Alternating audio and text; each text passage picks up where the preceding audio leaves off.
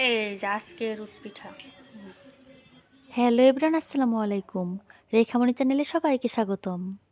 আমি আজকে তৈরি করে দেখাবো রুট পিঠা। এই পিঠাটা আমার কিন্তু অনেক প্রিয় একটি পিঠা। আমি প্রায়ই কিন্তু এই পিঠা বাড়িতে বানিয়ে খাই। অনেকেই ঝামেলা মনে করে এই পিঠা বানান না। আমার রেসিপিটি ফলো করে আপনারা বাড়িতে বানিয়ে খেতে পারেন খুব সহজেই। গরুর মাংস দিয়ে বানানো এই রুট পিঠা খেতে কিন্তু অনেক মজা। আপনারা অবশ্যই একবার হলেও বাড়িতে বানিয়ে খাবেন। আশা করছি অনেক ভালো লাগবে।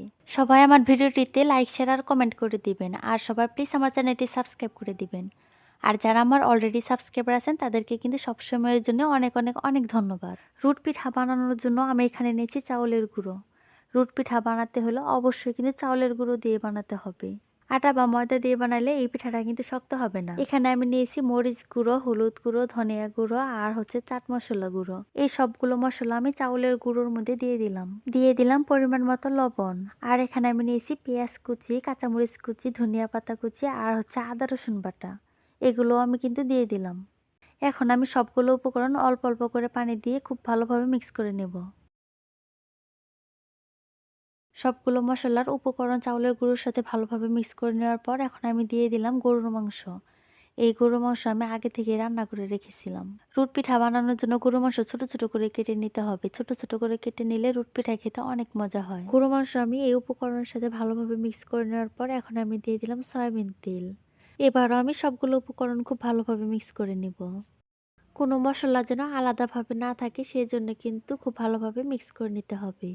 সবগুলো উপকরণ খুব ভালোভাবে মিক্স করে নেওয়ার পর আমি কড়াইতে দিয়ে দিলাম সয়াবিন তেল। এই তেলের মধ্যে আমি দিয়ে দিলাম রুট পিঠার উপকরণ।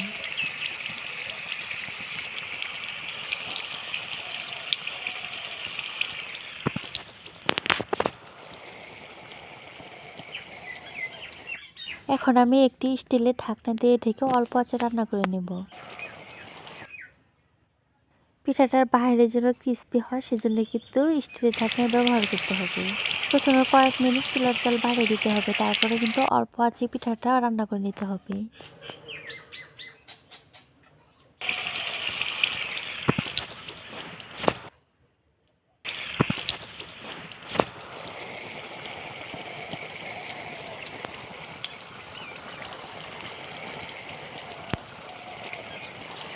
পিঠাটার নিচের সাইড অনেক ক্রিস্পি হয়েছে। এখন আমি উল্টে দিলাম।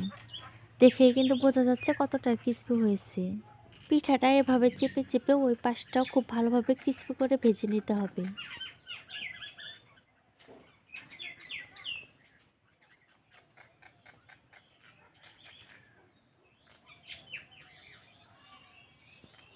এই রুট পিঠাটা আমি অফ ক্যামেরায় কিন্তু অনেকক্ষণ অল্প আঁচে রান্না করে নিয়েছি। তৈরি হয়ে গেল আমার রুট পিঠা।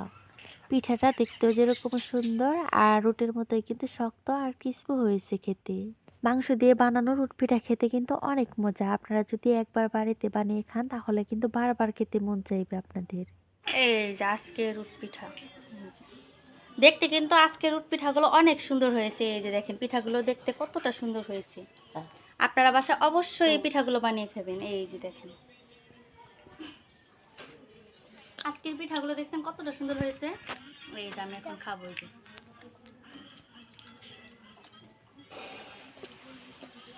অনেক মজা হয়েছে। আসলে গাইস অনেক মজা হয়েছে। ভিডিওটি যদি ভালো লেগে থাকে তাহলে প্লিজ সবাই লাইক, শেয়ার আর কমেন্ট করে দিবেন। এই রুট পিঠা খেতে কিন্তু আসলে অনেক মজাদার। আপনারা বাড়িতে একবার হলেও বানিয়ে খেয়ে দেখতে পারেন। আশা করছি অনেক ভালো লাগবে। আজকের ভিডিওটি এই পর্যন্তই। আবারও দেখা হবে অন্য একটি ভিডিওতে।